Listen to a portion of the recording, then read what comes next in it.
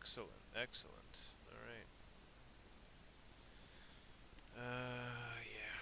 So, and we also have the deep state map. Yeah, English. Oh my. This is a pretty decent map. Yeah, the situation is pretty fucking bad for Soledar. Jesus Christ. Oh, come on, load in.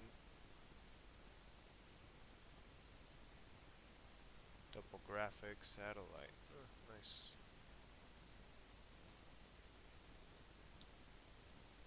Why is it such low analysis here? Simulation of the use of nuclear weapons. Pigeon artillery. Hmm. Oh, these are just range maps. Fires. Yeah. Acting like you don't procrastinate. Yeah, I also procrastinate. That's not a lie. I do procrastinate. I waste time. Man, the fact that this line, the Bilohorivka Berestova Yakovlivka line, held for so long is insane. I wonder how long it'll take for the Russians to take places like Ivanodarivka, because it has like a nice ridge and a fortified position. I mean, all these lines may fall apart if Soledar breaks, if Bakhmut breaks. Likely Siversk won't be held. Voshite here. Senior Kov was with V and Dylan. What's up? Oh, welcome, first time chatter Benik 323.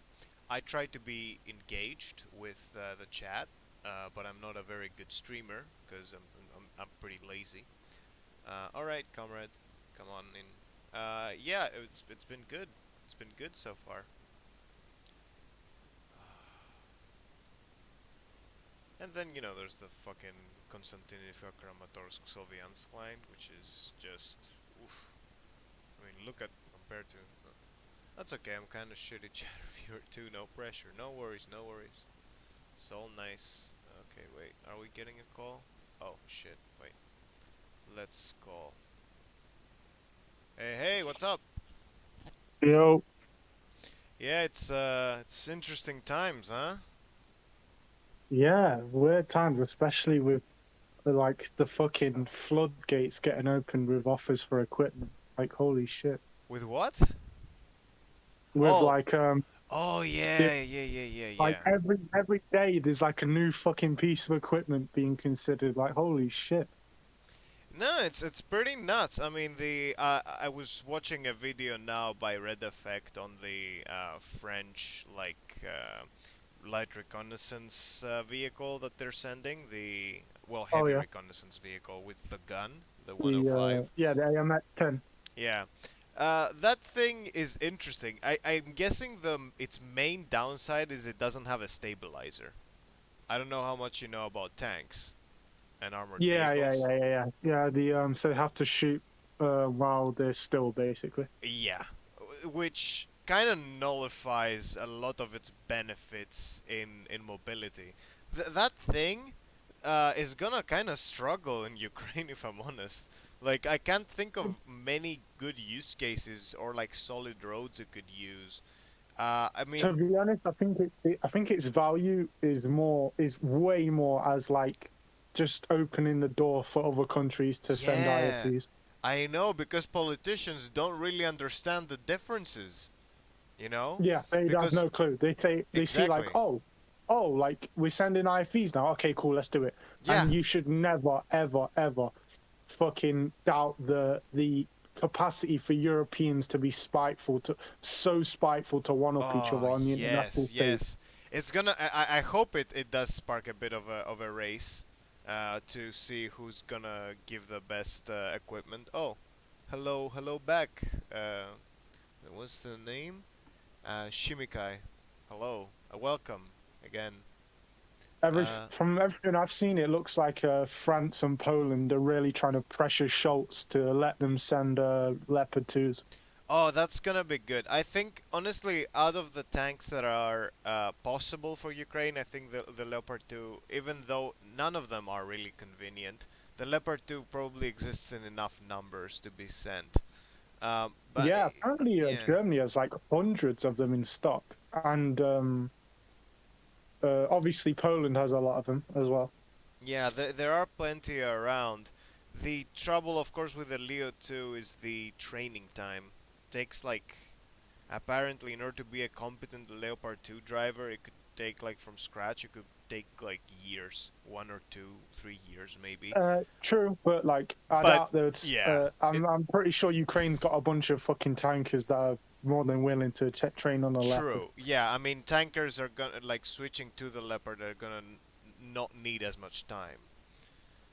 And also, like they could probably what they could probably do is like get their experienced tankers on the leopards, Hmm. and then get their like least experienced, well, lesser experienced guys to just jump on their T series tanks that they've left.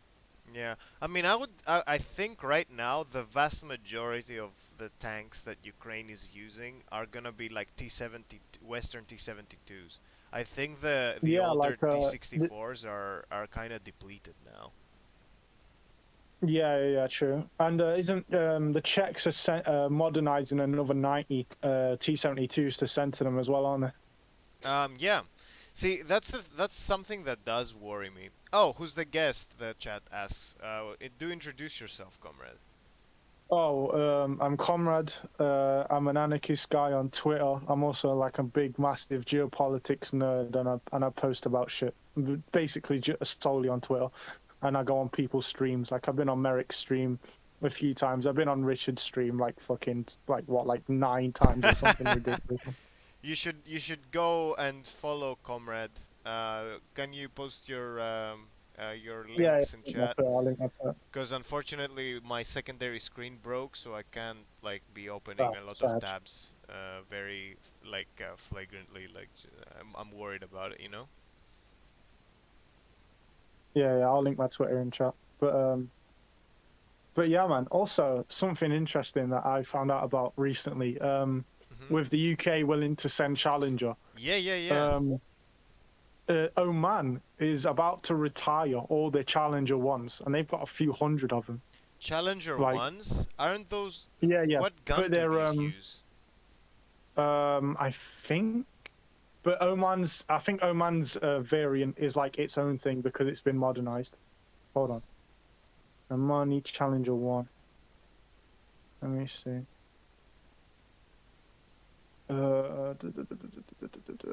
Yeah, because I'm pretty sure like they've got basically got their own fucking variant. Hmm. Uh, oh no, it's Jordan. Sorry, not Oman. Jordan. Um, They use uh, 105s, right? I mean that's I, more likely. I think so. Challenger one. Man, the NATO 105 is a decent No, gun, but no, it's still 120. oh, 120, nice. Yeah, If it's using a nice 120 smoothbore, that's gonna. I mean, the Challenger's a pretty good tank as far as I know. Actually, I don't yeah. know that much about it. Challenger's pretty fucking good. Yeah, Never been killed in combat. yeah. I mean, especially considering the opposition, Yeah, some of exactly. them might get lost in Ukraine, but still, it's good. The Ukrainians, I mean, the main thing now that like the the gates are kind of opening for tanks to be sent, like they need to start setting up first of all like training and spare parts pools, and also like getting repairmen to like become familiar with vehicles and then standardizing on one vehicle or at the very least one caliber type to send, Oh yeah, because yeah, the exactly. Ukrainians are, I mean, fuck, even the French, the shitty French armored cars that are being sent right now, those things Yeah, they've got their require own their own ammunition. Yeah. ammunition. Yeah, fuck me. And the thing is, the Challengers as well. They're the only like they're rifled barrel tanks as well. So Yeah, that that's what I adds was gonna another ask because they are rifled, the impression. Challengers, so they're probably gonna be using their own ammunition. It's not the same as the smoothbore 120, but Yeah. Complete different ammunition. uh, Yeah. Christ, But yeah, I the thought that they would benefit is though that their yeah. ammunition fucking hits like a train when it actually hits a tank. Like it just annihilates it. So they fire APDS? Yeah, Should they be. fire ABDS, but they also fire Hesh as well, Oh yeah. which just melts tanks. Yeah, yeah, Hesh is pretty good.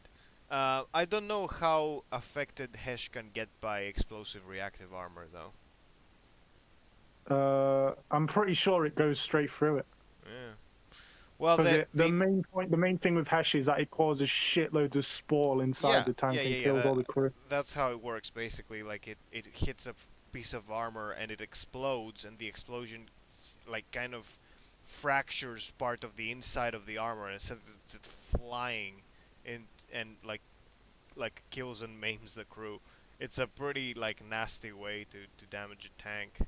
Um, Yeah, the the interesting thing is that like the NATO 105 I found out doesn't have real HE ammunition. It uses Hesh as HE when like the need arises, which is oh yeah, really weird. I don't know why. yeah. It is Anyway, annoying. what are your thoughts on the situation around Soledar? Because I have a very specific take about it, really. Um, I don't know. I don't know what to think because, well, I know obviously I know the basics, right? The Hmm. Ukrainians, there's extremely seems like there's like ridiculously heavy fighting going on in like central Soledar, and the Ukrainians are at the risk of being encircled. But I think they know that, and on I don't think they're gonna let that happen.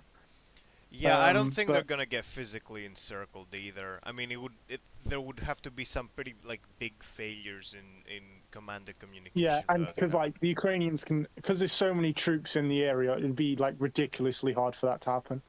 And but other than that though, like I don't really know what's actually happening because like the reporting from every fucking channel I've seen is it's like every single channel has a different story of what's fucking happening. So who knows what's going on? Like Mm. other than like the basic shit, like I don't really know what the fuck else is going on because like there were journalists saying the other day that like the Ukrainians have gave the order to retreat already, which they obviously haven't. And then No, like no, no.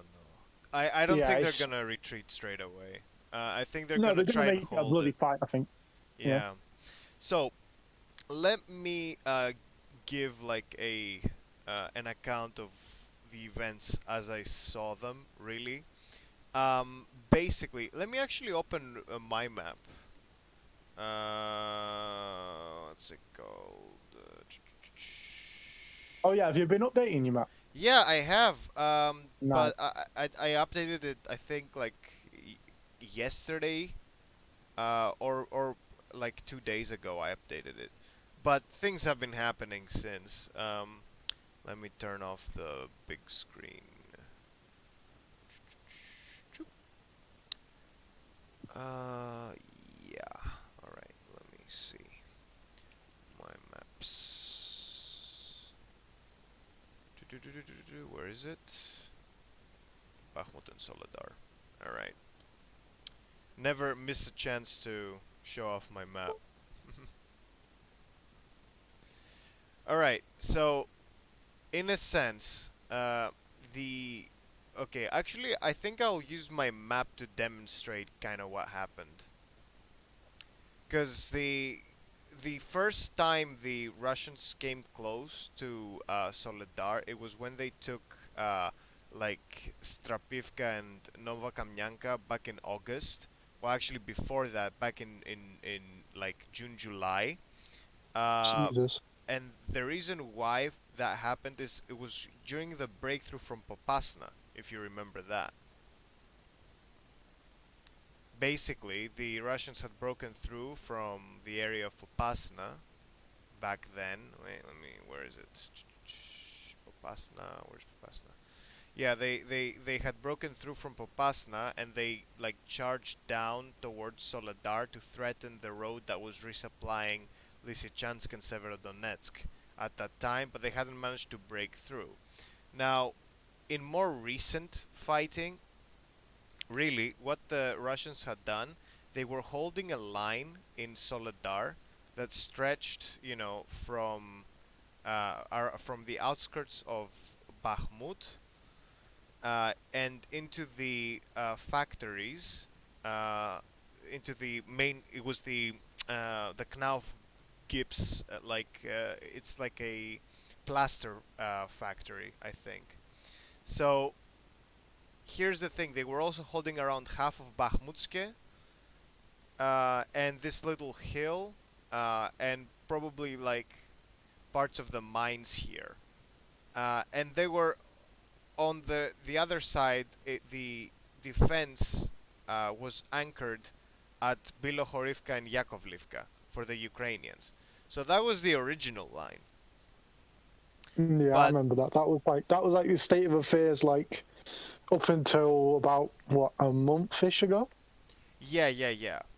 But basically, oh, somebody says many Russian channels reporting Soledar except the salt mine is fallen. It is not true. Soledar is still holding out, and I'll explain exactly how and in what sense it is holding out. Yeah, the fight in there right now is like fucking really intense. I mean, Even from like the yeah. few couple videos coming out, I've seen like it's fucking wild. So this, yeah, this was kind of the state of affairs of the line a few like days ago, really. But what happened is first the Russians build up around here and assaulted Yakovlivka successfully. And I think that once they had taken Yakovlivka, things kind of snowballed. Because with Yakovlivka taken, this is like a high ground on the road to. So let me show you exactly why Yakovlivka is important. If you see, let's turn on a topographic map here. Yeah, like overlooks Soledar, right? Yep. Essentially. Yakovlivka Yeah. is like I think around 50 or 60 meters above Soledar, and that essentially allows. Let's put it on satellite again. That essentially allowed the Russians to creep up along uh, these tree lines and essentially try to get positions that overlook the town. And the Ukrainians that were holding on in Bakhmutske and the line in central Soledar essentially found themselves at risk of getting cut off. So the Ukrainians decided to pull back towards the center of Soledar, which is where the fighting is taking place right now. But I don't think they were that well organized because of the surprise of the Russians creeping up on them, which allowed the Russians to swing from the north in Yakovlivka and enter Soledar from the north. So they entered Soledar from the north, and they also advanced up towards the salt mines and through the tree lines towards the salt mines. So I think they got that position in the salt mines by basically going through this area uh, that Right. Makes sense. that like gave them the tree lines. Let me see. Where is it? So in let me actually I'll zoom in here. But basically, once they had the high ground around Yakovlivka, they had access to these tree lines that gave them like a direct path in, like here, here, around here. Essentially, they could control like a few areas of entry from the north that were not available before because the Ukrainians held Yakovlivka. So Yeah, yeah, yeah. Yakovlivka enabled this progress, but the Russians aren't. It's not like they like the Ukrainians are just like retreating on their own and setting up a great defensive line because ideally they would be holding these apartment blocks in the north for a bit longer. The fact that these blocks in the north, where like parts of them were captured, was is actually Probably kind caught of them by bad. surprise. Yeah, Yeah. probably caught them by surprise, right? Because they probably didn't either didn't see or didn't expect the Russians to swing around from the north. Yeah, and I would say part of it, if we're looking at the deployment map, the brigade that was sent recently there is the 46th Aeromobile, and the reason why they were sent there is because the front line was sort of crumbling because the the brigade that was defending Soledar was one that had been in a lot of fighting. It was the 10th Mountain, which is now like a bit further north, and it's probably defending Vesele and parts of Bilohorivka and Rosolivka. But Yeah, they'd been in Soledar for months, right? they had actually, I don't think so. I think they were rotated from Kherson when that fell. So Oh, okay, fair they enough. had taken they were fighting heavily in Kherson, and then they were moved without So like rest. one of the hottest parts of the front, yeah. Yeah, into Soledar. So they were heavily treated, and you remember the photo that this guy took in the north of the salt mine? He was announcing Yeah, basically the arrival of the 46th. So which is now fighting in Soledar. So the heavy fighting right now is done by the 46th Air Mobile Brigade. I think that's where the mix-up happened with the fighting in the northern blocks. What I think happened is that, in the transfer between the 46th yeah, they withdrew and the with that 10th, before the reinforcements came. yeah, the line was probably crumbling and the 46th had to come in and stabilize. But even though the Russians have a foothold, which means that, fighting inside the city will be very fierce, it still has plenty of defensible positions left. The Oh center yeah, of town. The yeah, yeah. the main It's gonna problem be a hard for fight. yeah, the main problem for the defense of the town, I don't think it's the fact that the Russians do have a foothold in it, even though that does complicate things. The main thing that complicates the defense of the town is the fact that there aren't Yeah, very logistics, many right? good lines of supply. I mean, Yeah, the northern road is right up on the front line. So what the let's say that the Ukrainians, let me delete that line here. Let's say the Ukrainians want to be moving in supplies from, let's say, where should we put it? It doesn't matter, it's just the rear. Let's say here in Privilia. Let's say this is where their front line is coming from. Sorry, their supply line. So it's moving along the E40 road, and then it swings north, and it reaches Blahodatne. Now here there's a question. Where exactly do you move into Soledar from? I'm thinking that right now the main supply probably has to move. First of all, it has to move across the Bakhmutsky River, but I think they're using the cover of these salt mines here. Like there are some pretty substantial buildings in this area, and moving them behind and into Soledar through this intersection. So I think that's how I yeah, think definitely. Soledar is mainly being supplied right now. The problem is Yeah, that that would what they would have to do it like that. There's not really another option, is there? yeah, the thing is the even the Ukrainians I think mentioned that basically with the Russians being somewhere around these trees and having an elevated position, they were able to hit supply columns moving across this road, which means that the Ukrainians have likely stopped using it. In order to be minimally exposed, because let's say, let's add, I saw, wait, let me, oh my god. Alright, the default lines in my maps are pretty annoying. So let's make yellow the supply line. So the supply line is here, and the Russians made several strikes in these here intersections. So with I've seen actual pictures of vehicles along this road being destroyed by the Russians, which means Right. that in effect the Russians from this position here have fire control over the supply line into Soledar. Because even if they, even with the supply line moving behind the salt mines, it's pretty tricky finding a way to supply Soledar Yeah, without that's the thing. There's that like last stretch of it where it's pretty open as yeah, well. Like, I mean, they might still be able to move them behind this salt mine, meaning like somewhere around here. oh yeah, what they could do is So something uh like this. Yeah, that's what I was about to say. They could do like when they drive the supply column, the actual truck, into the last like best covered position, and then just offload it and carry the rest on foot. Yeah, oh, that too. But in a sense, even this line has the is covered by the trees, but And it like is open on powder and this stuff. Yeah, end. Yeah, it is open on this end. It has to pass very close from Russian positions, which can probably still hit it. I mean, I don't. I'm yeah. pretty sure they could. The Russians probably have visual on here as well. So, right Mm, now the main yeah. supply line in Soledar is kind of compromised and weak. And I think didn't what's his name? The guy who took the picture in around the Oh, the salt mine. Ukrainian journalist that's Yeah. on the ground. I know exactly who you mean, but I don't know his name. Oh But crap. I know exactly who you're talking about. Yeah.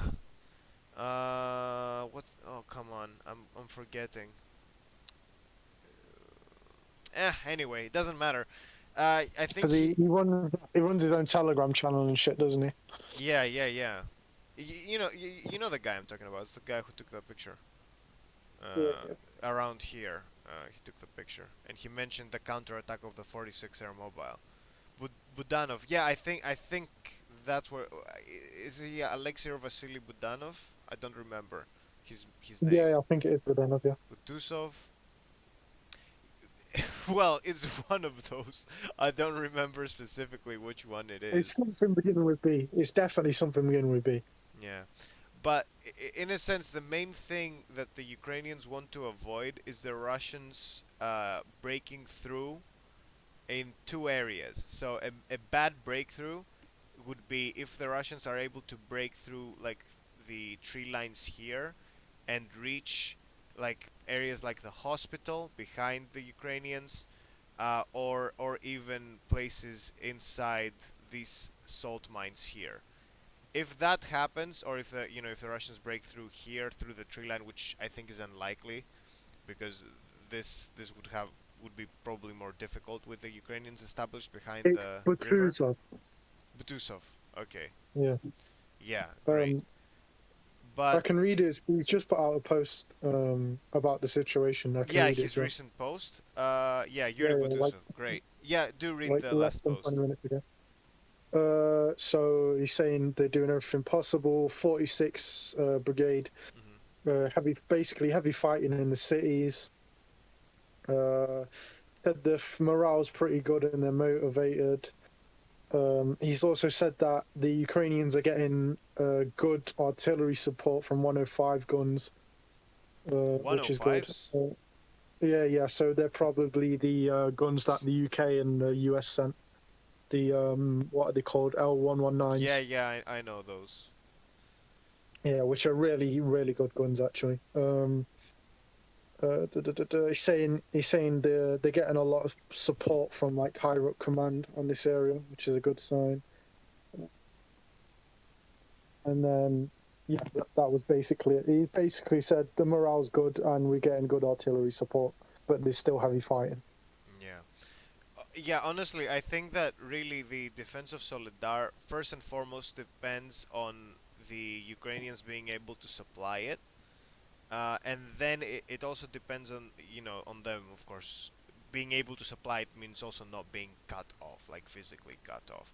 Yeah, But I think the Ukrainians right now have very strong positions in a few places. Let's note them here. So I think that their main line with defending Soledar, they have strong positions. I hope they have strong positions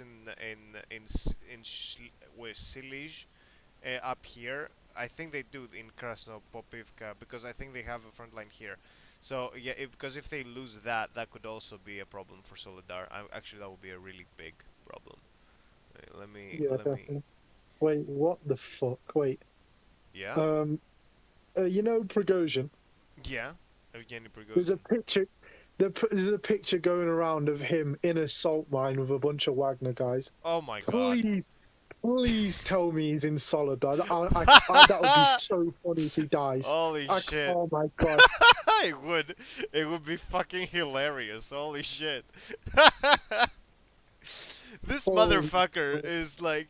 asking for it basically. Yeah, he's unironically asking for it. If he, especially if he's in one of the salt mines. Holy shit! Yeah, because Also, if he's in those one of the salt mines salt are mines, fucking crazy, by the way. Like they've got like yeah, tanks down there and everything. yeah, no, they're pretty big. And the thing is, the Ukrainians are holding plenty of salt mines still. Like in this Like agglomeration here, what's it called? Like the like Artyom those salt. positions could hold out for a fucking long time Yeah, if but they like, said if we said we're gonna do it. but it's still though you don't want these soldiers to like sit there and be under Oh, yeah, you don't want siege. to. You Yeah. absolutely don't want to. But I'm saying if it came to that, like they could do like a mini Azovstal in a lot of these salt mines. Yeah, yeah. Honestly, it's the main. I mean, the main difference is that like with salt mines, you're probably safe from artillery, but if they get on top of you, you're fucked. So they need to be able to keep a perimeter as well. It's not, Yeah. so being safe from artillery though is pretty important. But yeah, Oh yeah, definitely. right now let me mark in blue these very important defensive positions that need to be held in order for Soledar to hold. So let's see. So we have here the train station in Silij and the tree lines in Krasnopopivka. So this is one defensive line that's super important. Let's color it blue. Wait, could you Hmm. post a link to your map in the chat? Oh yeah, sure. Share. Oh my god. Oh Christ. Nope. Share. There we go.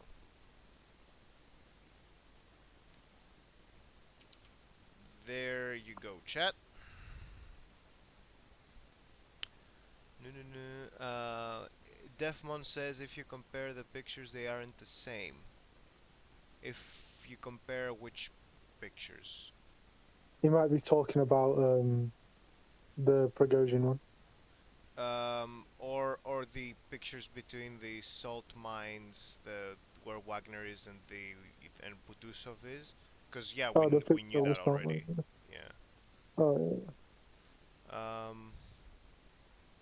Yeah, man, the roads just aren't very useful for supplying through this part. yeah, yeah, Like, they're absolutely not. And there's not that much cover other than like small buildings, which is good for infantry guys carrying shit, but not really for vehicles. yeah, I mean, maybe of course, like you could set up something off road to pass through the salt line, but even then, like you're right up at the front line. He Yeah. might have even seen the photo of Wagner supposedly in the salt mines. I mean, honestly, I think I'm not sure if like Prigozhin is actually in there. It would be really funny if he was, but he could have set something up in one of the other mines that the Russians are holding, because they Oh yeah, have. definitely. Because I'm pretty sure there's other salt mines in Ukraine that they're I occupying. think there's one in Bilohorivka. I'm not sure if it's a salt mine, but it probably has something underground. I'm showing it right now. The is a big crater. There is and there's probably like other salt mines in Donbass. Let's be real. Oh Um, yeah, of course. Yeah. but of course, it's still like a funny idea. Um, let's see. But yeah, here I there. Wait, what was I talking about? Oh yeah, the defensive positions. So we have the first position here around Krasnopopivka and the train station. Let's let's mark this. No, duh, duh, duh, duh, duh. A fortress. I'm marking them with a fortress. Let's see. Then you have the positions around the two salt mines, which are south behind the river here. Actually, I will add to this defensive position. I will add part of the other salt mine, which is still held by the Ukrainians.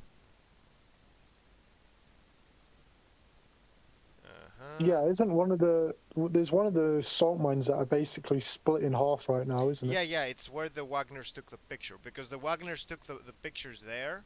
Uh, like they took the pictures, basically the same set of salt mines in the same agglomeration, which is in the south of the city center, and then Butusov took the picture around the Salt Industry Museum, Oh yeah, which is yeah, in yeah. the northern tip.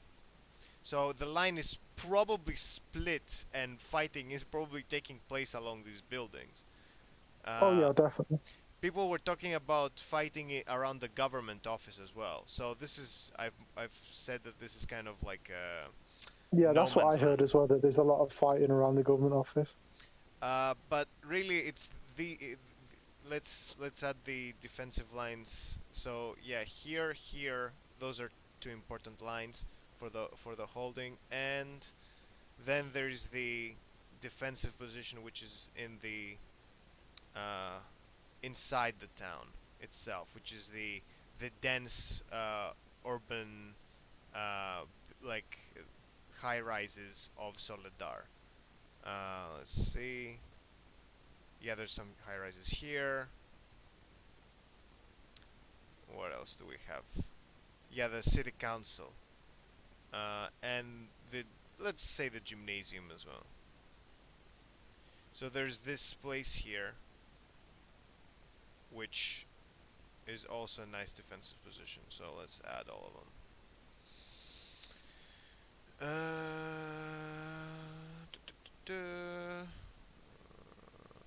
Where is it? Where is it? Fortress. Yeah, just looking through, like this will not be an easy town to take. It is not an easy town to take, especially frontally. Like attacking from the Yeah, direction that the Russians were attacking from, it is very difficult. Uh, the yeah, they do a lot better from a push from the north, but that's really hard because it's all open fields. Yeah, the And but they have the high ground. That's the problem with the fields in the north. That's why they were able to push from Yakovlivka all the way here. And the yeah, true. But Ukrainians like have reported attacks in Krasnopopivka. So they are trying to take these positions. And so if this position falls, then supply becomes even more difficult. Um, yeah, true. but I was just thinking that like with Batusov saying there's a lot of artillery support. What I would imagine is that the Ukrainians are going to try and hammer the Russians in these fields because there's basically no cover for them other yeah, than shell scrapes that they've I've rapidly dug. actually seen satellite imagery, and there's a lot of like shell craters in these fields up here, up north. So that's where the shelling has taken place. Oh, Hungam Master's in the chat. Hello, Hungam Master. How are you? Yeah, no, there's. Wait, hold on. I think there's literally shell marks on this map that you're using.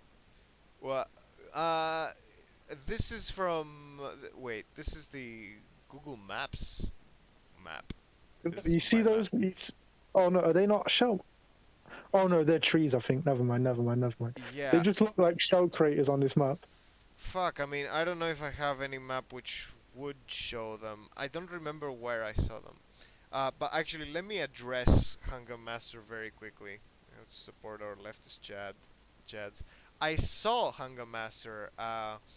Specifically, Evil City ratted you out. I saw when Vosh was talking with that what's his name that that he was talking with that Marxist economists. I saw you mention that you would like to be fucking towered by me and him. Jesus. I saw you horny posting real hard, Hanger Master. I saw that shit. It was very funny. Very very funny. Actually, let me find it. Give me a second. This is an aside, but who cares? This is my fucking stream. Let me let me have some fun. Give me a second. Let me find it. Oh my god. Where is it? Where is it? There it Wait, is. yeah. Oh, Wait, yeah, I think. Wait, hold on. I think Prigozhin is actually, unironically, in the salt mine that's like half fucking contested. what a what a dingus. Jesus Christ. He's asking to get killed. Yeah, because I'm pretty sure. Wait, I just realised that salt mine that's contested by the Ukrainians. Do you think there's fighting going on in the tunnels right now? There Oh, could probably is, be. right? Yeah, could be. Could very Because well like be. that would be. I've done training for under like what is it called? Terrestrial, like underground warfare essentially, and like tunnel warfare. That shit is horrible. Like communicating is horrific. Like the conditions are horrible. Like just everything about it is fucking awful. Like I would not want to be like a fucking Russian Mobic or like a Wagner like prison fucking like penal colony guy going up against like a pretty good Ukrainian unit in these tunnels. Yeah, That is honestly, the fighting in the tunnels is real rough. And like having to fight in there is just like it must be terrifying. Honestly, like in any way you slice it, it must be really fucking terrifying. But I don't. I mean, they're probably real connected as well. But look yeah. at this. Did you see, can you see my screen? Fucking Jesus Christ, Hunger Hunger Master Man, in you are chat. fucking down bad. Absolutely done bad. Holy Down shit, man. fucking astronomical, Jesus. Um, Hey, it's but all right. It's all right. It's all right. You regret nothing? Of yeah, course not. All so just right. give me a sec. I just got a call. I'll be back in. Of course. Of course. You only speak the truth. Oh my god. Incredible. Seen a lot of publications on Twitter about Wagner human wave tactics using former Russian inmates. Yeah, that kind of does take place. So, well, not exactly human waves. It's kind of an outdated term. You can't really do that. But when the Russians do want to send like some unsupported infantry, they do it with prisoners. They send prisoners. The prisoners get killed. The Ukrainian positions are found out, and the Russian artillery hammers the Ukrainian positions for firing on the prisoners. The prisoners are the main losers there, but it does help the Russians gain ground because it forces the Ukrainians to fire their artillery and reveal their positions. I saw a photo with over 50 corpses strewn across a field in Bakhmut. Yeah, I saw that too. What's the point of analyzing this war if we know the Russians are gonna get BTFO'd in this war anyway? We don't exactly know how this war is gonna end. That's the thing. Like, the Russians losing can resemble many things, as does the Ukrainians winning can resemble many things. This war could end in a stalemate. It could last many years. It You really don't know for sure. That's the thing. Like, uh, any way you slice it, these are historic moments. And Oh, what also, are we talking about? Like what a Ukrainian victory looks like. yeah, what we're discussing is like, oh, why cover the war if we know the Russians are gonna lose? And what I'm saying is that, well, Well, we don't know what that looks like. yeah, we don't know what that looks like. We know that there Also, this is definitely like no, the first big state-on-state conventional war in like decades. yeah, like we don't know. Also, like we know that the Russians aren't gonna get what they want exactly, but we don't know exactly how like this war is gonna play out. If it's gonna end in a stalemate, if it's gonna become like Syria, you just like it's fucked. I mean, Syria it's unlikely because there's many factions fighting there, and I don't think there's gonna be many factions fighting here. But Also, the thing is with Syria, like a lot of the parties involved, like have really lost a lot of interest in it, and that's why it's kind of stagnated. yeah, Whereas, like, and a lot of parties in the war benefit from the stalemate as well, and don't actually want the fighting to go full on again. Whereas, in the case of the West is getting to a point where they want this over and done. Like, that's why I think that's one of the reasons we've seen in the past like 2 weeks such a massive like uptick in the types of military equipment the West is willing to send. Like I've heard recently, the Ukrainians are talking about just buying some fucking grip from Gripens from Sweden and shit. Like, man, what worries me about like the fucking Europeans? and the way that they are acting around this war, they seem so impatient about it. They want to get back to Yeah, like business as usual, yeah, they which want to is get back to normal, but there's no more normal anymore. yeah, Like the whole geopolitical landscape of Europe has changed. There is no going back. yeah. And the real fucked up thing right now is that what I'm worried about is that the if this war drags, the Europeans might actually like start like losing interest, which is I think some states will be different. I think Germany will definitely lose interest, but I think some of the states like Poland definitely won't. Poland won't. Yeah, anything Poland gets, they will absolutely like continue assisting the Ukrainians. But that's the thing. Like this war, in order to be won, there's still some things that need to happen. The fact that they can happen, and the fact that we need them, we need them to happen, doesn't mean that they will happen for sure. Yeah, The thing definitely. is, like you, that's the thing. This war isn't over, but Ukraine has like a winning formula on its hands. Uh, Oh yeah, but for example, the supply of artillery needs to be steady, and Ukraine right now is consuming like more artillery than is being produced in many places, which means that like there needs to be a global coordinated effort for like Ukraine for artillery ammunitions to be like sent to Ukraine, and for the Americans to scale up their production, and for other places to scale up their production. to And be fair, with the artillery front, the like if you look at like the past month or two, the supply's actually been really good. Um, Even like a lot of other states are starting to pitch in. Like Norway just sent yeah, about 10,000 155s.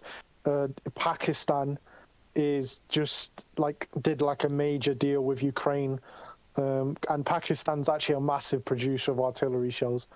Um, yeah, they just did a pretty big deal with Ukraine, which they seem more than happy to keep fucking selling shells to him. So yeah. South Korea too, and yeah, South Korea as well.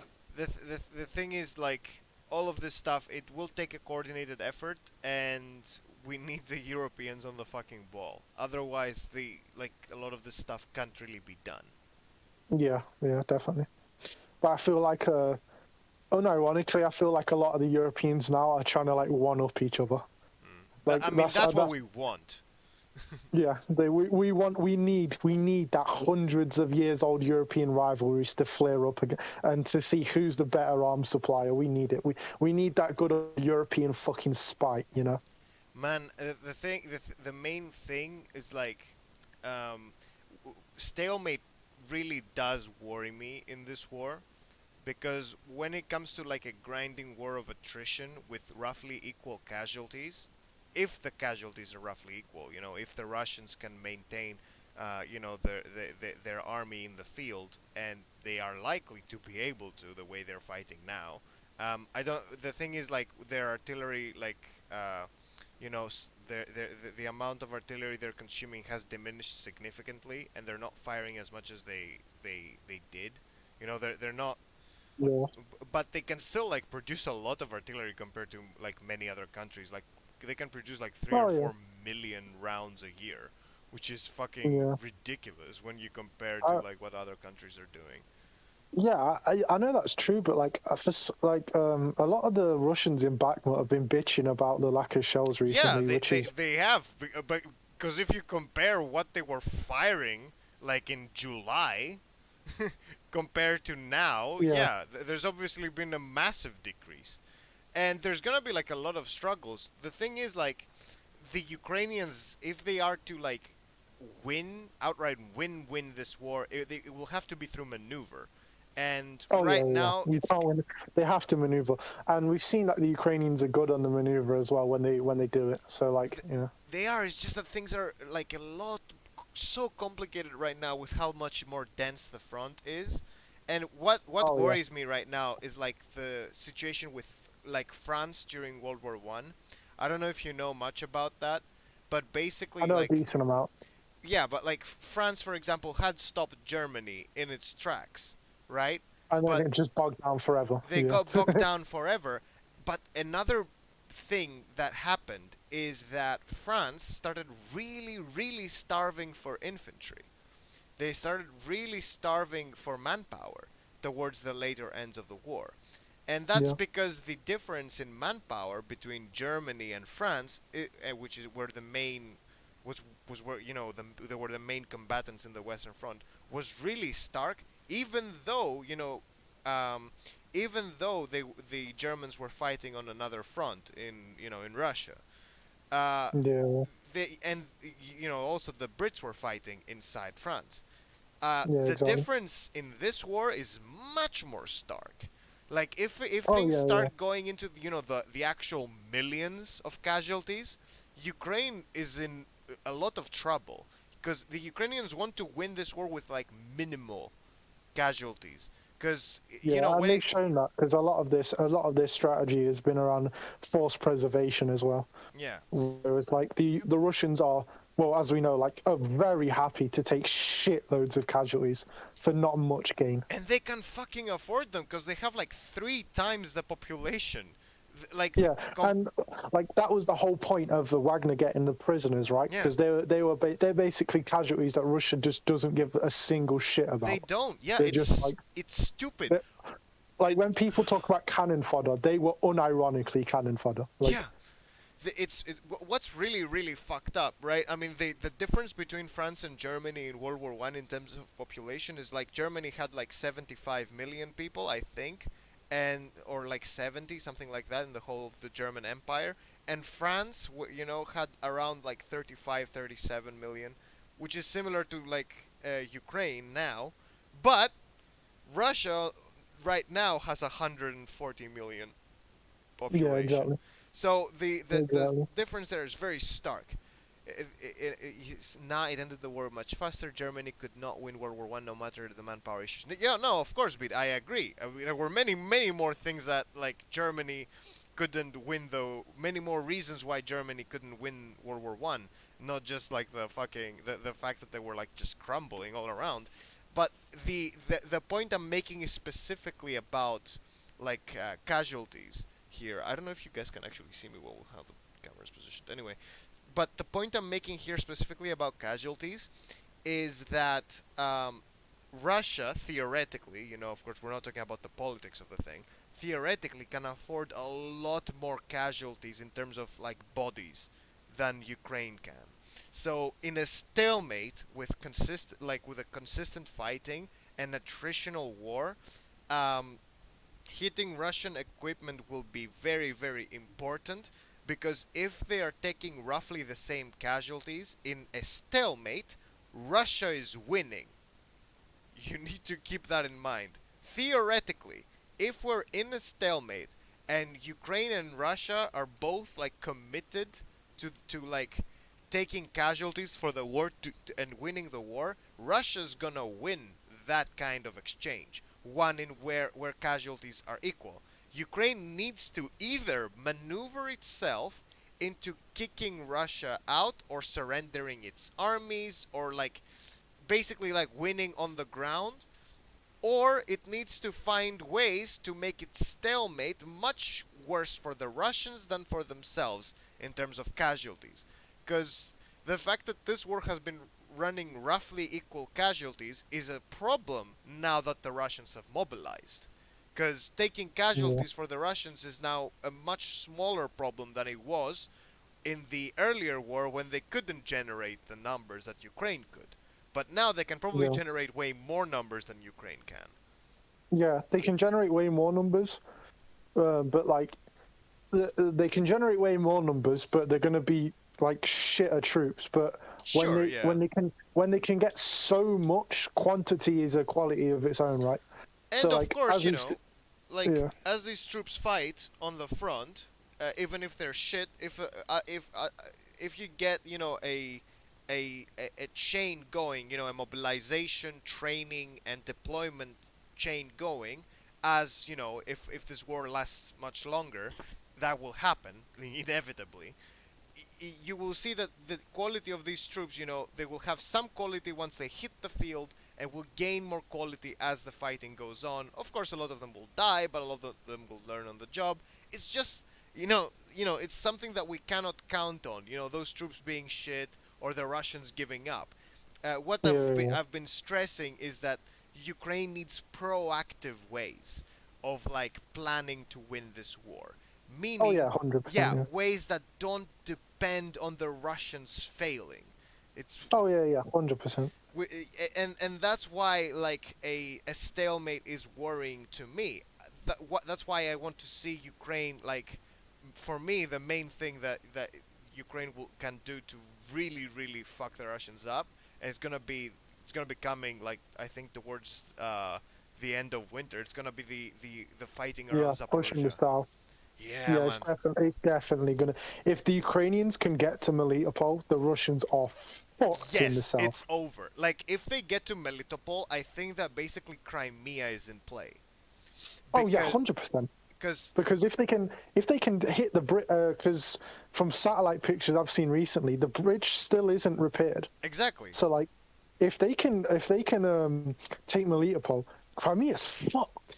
Yeah, they will And only like, be able to supply Crimea via boat. And sure, they have big ports there, but but that's going to be it's so slow. it's gonna be so much slower. Yeah, compared to having And then trains running from like and then also they can just use HIMARS to hit the trains as they're leaving Crimea to get to the front as well. So yeah. like, it's going to be a massive like, and like, if they got to Melitopol and basically cut the Russians into a massive pocket in front of Crimea, that would actually be one of the biggest disasters of the war. I mean, Like, honestly, wait, let's paint this. If the Ukrainians are able to move from Okryhiv and down south to Tokmak and then actually take back Melitopol, what that means is that there's gonna be a huge Russian pocket in Kherson, and I think they're gonna abandon it fully. They're gonna move back into prepared positions in Crimea. But what the main problem will be then for the Russians is gonna be supplying Crimea itself, oh yeah, because the moving through Kerch is difficult, especially if the Ukrainians have positions on the coast. If the Ukrainians manage to establish positions here, like in Krulivka and whatever these places are, they probably have the ability to hit the Kerch Bridge. I don't know yeah, what's the probably. distance here. Let's see what the distance from the coast is Well, if you actually. got to think right, if they were able to hit fucking angles, they can definitely hit Kerch. Yeah, of course. It's just that in terms of like accuracy and consistency, in order to keep the bridge in Kerch like down, they need to be able to hit this target consistently, like either with True, HIMARS or artillery, because otherwise, like it'll keep getting repaired. The true. Ukrainians don't want that to happen. Let's. Well, they could also probably, if they take the coast, they could probably start sending their seaborne drones that they've been using from the coast, which is like a much shorter distance doing it that way than going all the way Yeah, around it's Crimea it's and still just like from the basically coast is spam. 150 kilometers. It's quite a distance. But they could basically just spam the bridge with those if they had them. Man, I mean, honestly, if they take the coast, people should start really shouting about attackams. Oh yeah, or Really. even what's the system? I think the Swedes just developed where it's like, what's it called? Like guided small diameter bomb. Like it's basically like a fucking artillery shell that can be fired out of a HIMARS that goes like 150 kilometers. Huh. Yeah, no, all these things, because from the coast it's around 150 kilometers, so, if, assuming an offensive in Melitopol succeeds, stuff like this is what in order to go, like, actually take back Crimea, I don't think it really can be done through, like, a land route, because it's just way too much of a choke point. This area Oh no, is I think they not need good. to. They Yeah, they definitely. I don't think they can. I think they just need to basically cut Crimea off and just like basically Yeah, wait them out until they realize we're hitting their fucked. ports, hit like with attackams and trying to wear them down that way. Yeah. And Uh, like, if this was the case, eventually they would have to realize, like, yeah, we're fucked. Like, Like, there's not really much going for us right now. Like, Exactly. I think it would get to a point where, like they did in Kherson, where they in Kherson, where they eventually realize, like, yeah, we just can't supply this now. Like, I think that's the we've way. finished. I think that's the way Ukraine outright wins the war. It's if they're able to like. That's the knockout blow. It's the Okhrikiv to Melitopol attack, and I Oh think the yeah, Russians are well aware. Like they're building defensive lines in Tokmak. They're like oh digging yeah. trenches. And a lot of They're Russian mill preparing for bloggers it. have been said that that's what they're most worried about, like Yeah, this year. yeah. I Like, mean, even Gherkin said that's. I'm pretty sure he did, like, after New Year's, he did like a predictions for like this year, and even said that he predicts the like in the spring that the Ukrainians are going to try for Melitopol, I and think I'm that's pretty what the sure he said, Ukrainians said as well. Didn't they say that they will prepare an yeah, offensive in Zaporizhia for spring? yeah, for the spring, yeah, and I'm pretty sure they said they're going to do one in Zaporizhia and then one in like northern Luhansk, like Svatova and Crimea. Yeah, I mean, I think that like the offensives around the Svatova Kremina line are gonna be really bloody, with the Yep, Russian defensive line 100%. there. Yeah, but and Well, it thinking depends how they do Zaporizhia it. as well. But yeah, that's the Depends how thing. they That's do the thing. Like, I think that's why it's so so to answer the question from the chat, really, that's why we need to be following this. It's because even though at this time, Ukraine is winning, Russia is losing, and there's a clear path to victory for the Ukrainians, it is not guaranteed. There are so many things that can go wrong, and so many ways this war could like stall or become like impossibly difficult, or there might have to be like hard compromises for this war to end. It is not like a very easy thing, and things can change. So it's it. important to keep And up. not just on the Ukrainian side, a lot of crazy shit can happen on the Russian side Oh as well. yeah, Like, a lot of things can happen. absolutely. Are you kidding? And that's the thing. Like even hoping for the Russians to either collapse or give up. That's not very easy, and historically it doesn't matter how like unjust your cause is. Fucking some industrialized nations, given enough like craze, determination, and fucking propaganda, they were able to sustain war efforts for many years under very I mean, yeah, very just harsh look at the conditions. classic example with fucking Germany. Yeah, Like, fucking they were Nazi getting, Germany, dude. they were getting strategic bombed on a level never seen in history. Yeah. And they were repairing their factories after taking thousands of tons, sorry, of like munitions, and repairing them within like a week, Dude, can you imagine and being like a and going back fucking to production. Yeah, can you imagine being like a Western analyst in like 1939 saying like like fucking Nazi Germany's and it just taking over Poland, and you're saying, "Oh yeah, they're gonna they're gonna give up in like a couple of months. This Hitler guy won't get the support of the German people. Once the bodies start like coming home, there's gonna be unrest." Like, motherfucker, please. Like, what are we I even think I talking like about here? if we had Twitter during World War II, we'd see those Oh, exact takes. Like, we'd be yeah, seeing the holy shit. Germany can't sustain the Eastern Front. They're taking too many casualties. Like, it would be insane. Or like, Yeah. or like the USSR's fucked. Like, they're in Stalingrad right now. Like, any day they're gonna collapse. Yeah, honestly, the collapse stakes are very annoying, and that's why I like guys Oh like Perun who keep stressing, "Hey guys, fucking industrialized nations don't just fucking like." yeah, did you see that recent video? It was Oh bang. It yeah. was so good. It was Honestly, so this good. this guy, I love this fucking guy. He just Oh like yeah, his videos are tells it bangers. tells it straight. And the thing is, like, he also doesn't have the myopic vision that a lot of analysts do sometimes, because some people, they have their own background, right?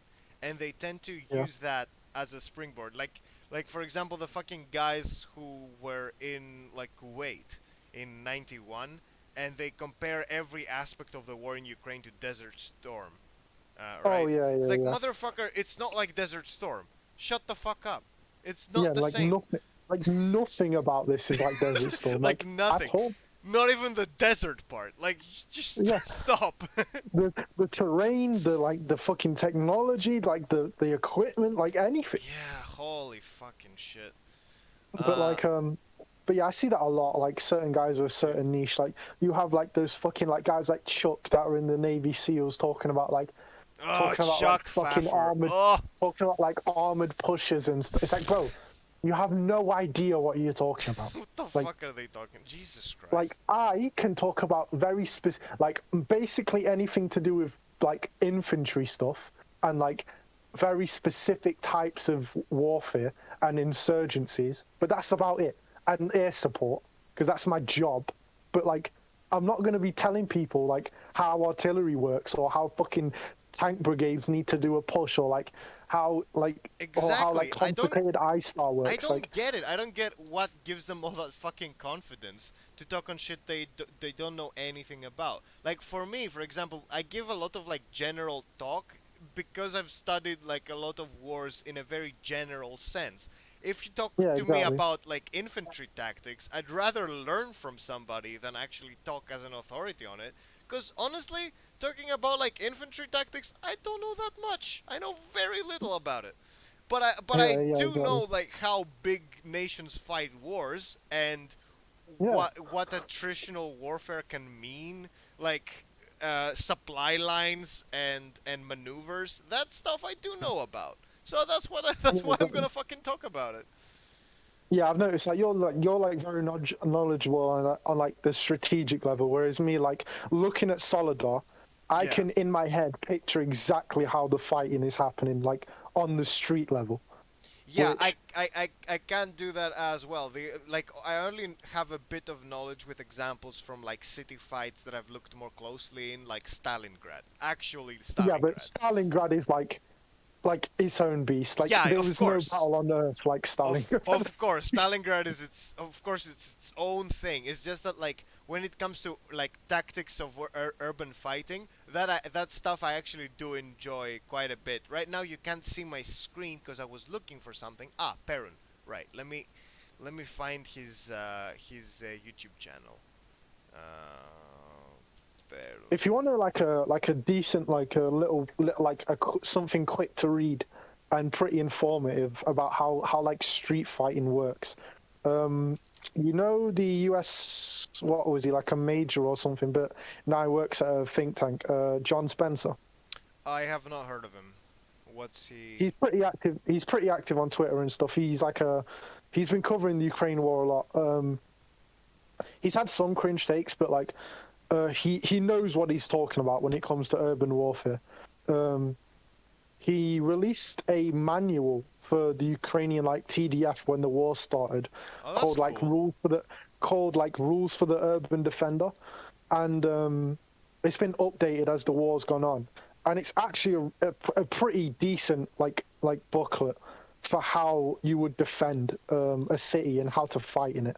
Like it's actually really good to be honest, and I've seen it already be translated by other groups around the world. Like I saw fucking anarchist groups in Iran translating it into Farsi and print and like to That's really cool. sending it out on a PDF form and shit. And I've seen like YPG like affiliated Telegram channels sharing it in Arabic and Kurdish and stuff. See, that's I think that's why you'll enjoy that like group convo that I'm setting up. I'm getting Sasho Todorov and Spawn of Khan. What's his name?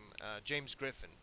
Uh, Yeah, yeah. What are their Todorov. backgrounds, by the way? Like, Todorov is obviously, I know James Griffin quite well, but like I yeah. see him post a lot, but I don't know his like professional or like background or anything. I think he's like an analyst for a military blog. Oh, okay.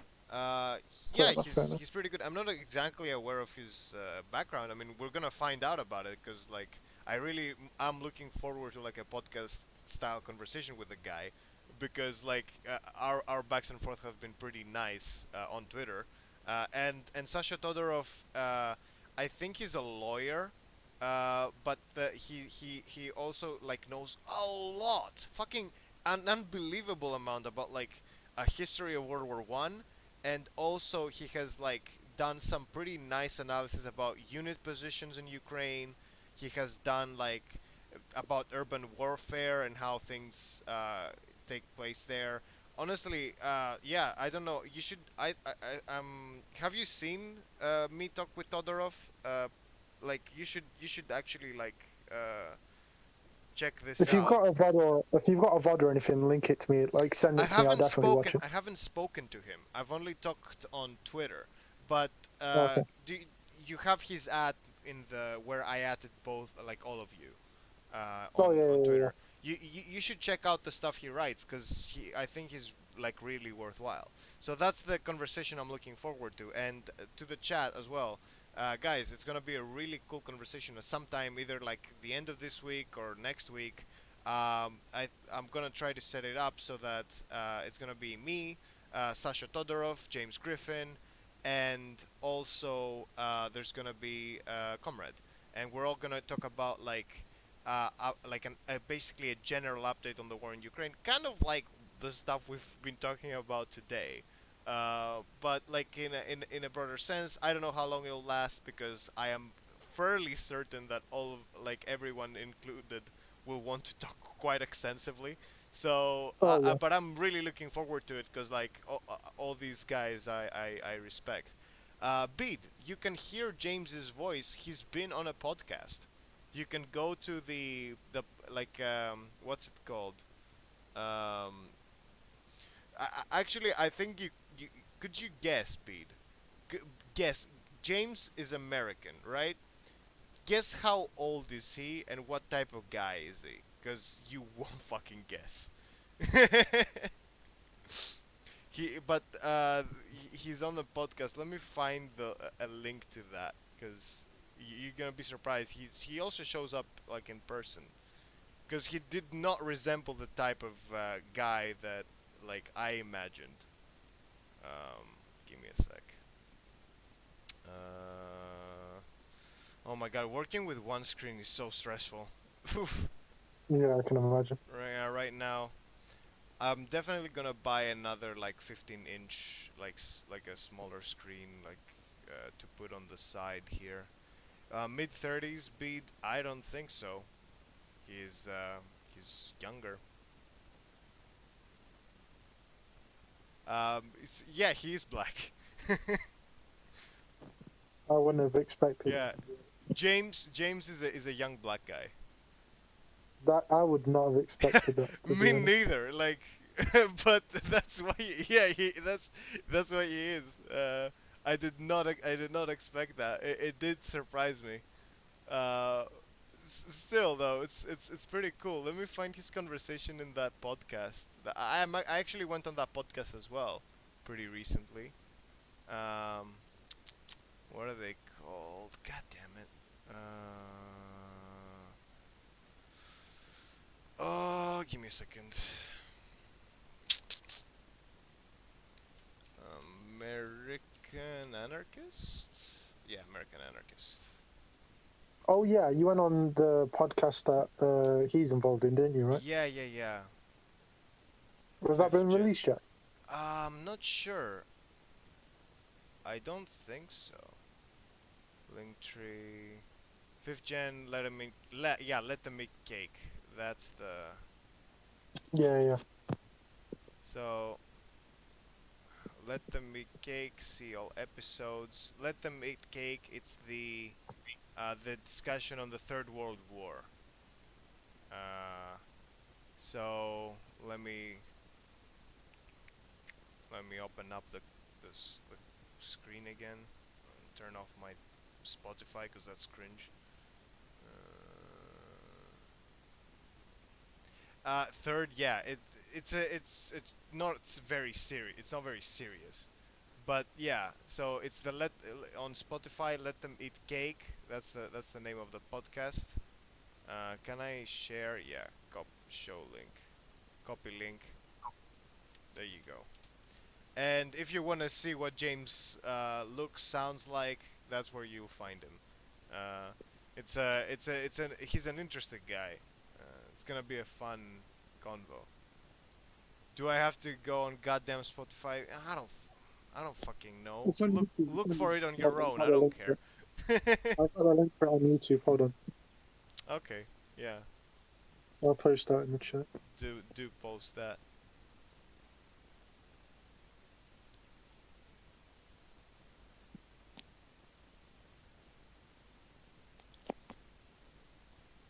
But Yeah, fifth mm, gen. Just alone.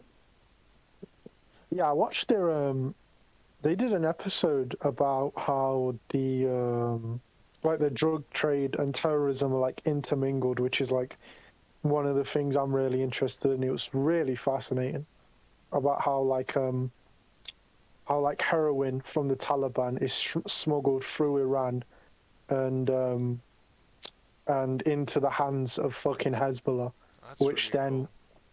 work with the fucking Italian mafia, and like the money is like washed through like car dealerships in fucking Sierra Leone and shit. What a Like world, it's man. wild. Jesus Christ. What the it's fucking the mafia in the era of globalization. Holy shit. No, it's crazy. Um, like another good example is like a lot of people don't know this, whereas China, you will pay the cartel to protect a lot of its industries in Mexico, and it just so happens that all the fentanyl the cartel puts in its drugs is all produced in China. Hmm. So like Man, it it's might it's probably more than a coincidence that the cartel has access to like unlimited fentanyl to this put is in its drugs. masters, dude. This is masters material. Like you can do like a masters on this for international relations. That's gonna be fucking it would slap. It would slap I was so thinking hard. like I've been like a massive geopolitics nerd for so long. I was wondering how well I would do in an international like relations degree or something. Oh man, if you want to, I think you would do just fine. Honestly, the main thing is like you would have to learn like some theory, and you would have to learn some write how to write research papers. But I think you could do it. Honestly, I don't see why Yeah, you wouldn't be able to. And honestly, you would probably know enough and to have some really cool sources for to do like qualitative analysis, meaning like yeah, stuff that has to do with like specific case studies, and you could find some really cool stuff to investigate. So I think that like if you're into it, I think it would be super worth it. And you could also like I don't know if you have the time or resources to do that stuff, of course, but like as like a job or like a career path, I think it's like really really worth it for you. I don't know, man. yeah. I don't know. Like I've been thinking about it, but like I also like when I feel like I could definitely write something about the Middle East. It's like I know like I'm so autistically obsessed about certain things that I am are happening in the well Middle aware. East right now. Like it's actually ridiculous. Like I could just ramble for hours about Yeah. the like bro the amount of knowledge I have on the Syrian like specific things that happened in Syria and Iraq like in the past 10 years is actually fucking worrying. Like holy shit. Yeah, dude. Like I could Honestly, write Wikipedia articles on this shit if from you memory. if you do that work, I would really want to take a look at it at some point. I don't know, like, what are you like? I don't know if I should ask, but what are you actually like doing right now on the day to day? What's like, what are Well, you up day to to? day, I mostly just train and stuff every day. Hmm. You know, like because for my unit, I just do training basically 5 days a week, Hmm. from like early hours of the day until about 5, 6, unless we go on like a big training exercise. That's a couple days or a couple weeks long. That's about it. But um, uh, I'm going on a deployment this year, but I'm not going to say like where or what on a Oh yeah, public don't. platform because that Of could be course. a big fucking OPSEC violation. Yeah, don't do that. We don't want you compromised. We want you out there like safe and healthy and doing everything. Yeah, But yeah, man, it was a pleasure talking as always. I think I'm gonna yeah, go now because I'm trying to rearrange my room and I'm trying to figure out what the fuck I'm gonna put the wardrobe so that it doesn't look like shit. Uh, so I gotta go. But yeah, yeah, I'm gonna DM and like set up like a conversation like so that we're able to set up the talk for for next week, or I don't know when Yeah, man. specifically, but I'll try to get that set up because I'm really looking forward to it. Yeah, man. Me too. It's gonna be sick. All right. I'm going. So see you later, man. All right. See you later. Peace. See you. See you. All right, everybody. How are we doing? Are we happy with the update on Soledar? Do we have any more questions? Of course, go and check out Comrade because he's really, really worthwhile. Doing a presentation on the creation of England in 2 weeks. Oh man, Bede. Uh, right now I'm doing so much fucking academic work. I don't even want to think about it. But yeah, I don't know. All you fucking medieval history nerds, I can't do it, man. I can't. Prediction: will it fall? What would that mean if it falls? Actually, yeah, we didn't talk about that. I think that as things stand right now, it is likely to fall if some things happen. Uh, my, my maps. But yeah, so as I said, if these positions, these defensive positions are overtaken, or if the Russians break through here, it is likely that Soledar will fall. But right now it's looking to be a grind.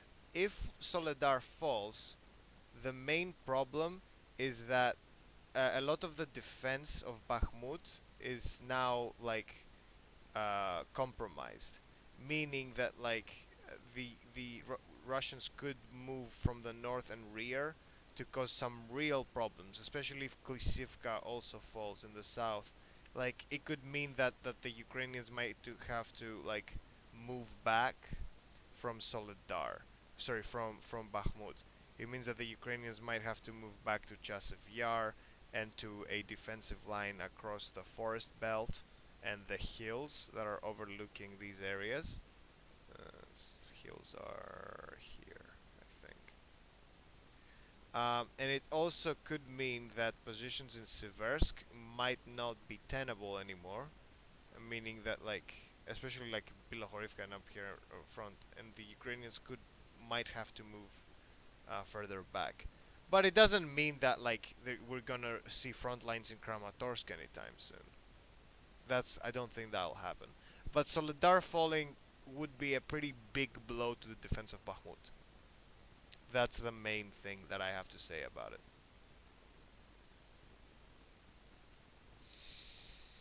Oh, alright. And I also recorded this, which is pretty cool. I'll try to upload it um, to the YouTube channel. Alright. I'm gonna go. Do you have a YouTube? Yes, I do. I only have one thing on it, and I haven't linked it to my Twitter yet. Um, Let me find it. Give me a second. I'll have to turn off the fucking screen for everything.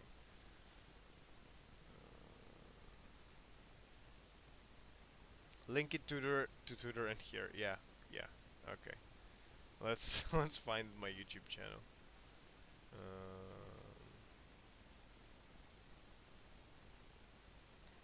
Oh, right now there's. Fuck though, the fucking sound quality is so shit. There's so many things I need to fix before it's fucking presentable. Good grief. Share, copy. There you go. That's my channel.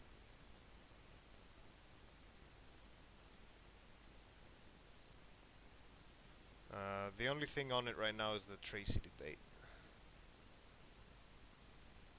Not my debate with Tracy, but the fucking debate that Vosh had that we analyzed. Okay, actually I shut off Google. Alright, everybody. It was a pleasant conversation, and I think I'm going to go now. I have some stuff to do. So, see you later. Actually, before you go, we're going to do a raid. because that's the way we do networking in this here channel. Give me a second. Let me turn on Twitch so that we're able to do a raid. Okay, 'cause that's gonna be sick as fuck. Let me check on Twitch who I wanna raid. Who do we wanna raid? Actually, chat. Do you guys have any ideas? Hmm. The Surfs. I am really important is also streaming. Uh, tu- tu- tu- tu- tu. Hmm. Hassan, fuck off. I'm not raiding Hassan. First of all, he's huge. Second, like his takes on Ukraine are so shit. Wait. Um, I think I'm thinking the Surfs right now. Is that a good idea? What do you guys think? I am really important. Maybe you could influence him. Yes, I could get on and talk to Hassan any fucking day. Um, what else? TYT? Really? Wow, okay. TYT is also fucking recommended to me, apparently. Yeah, I think the Surfs is what we should, uh, who we should raid. Alright, okay, so it's slash raid, and it's the Surfs TV, the channel. Let's see. Here,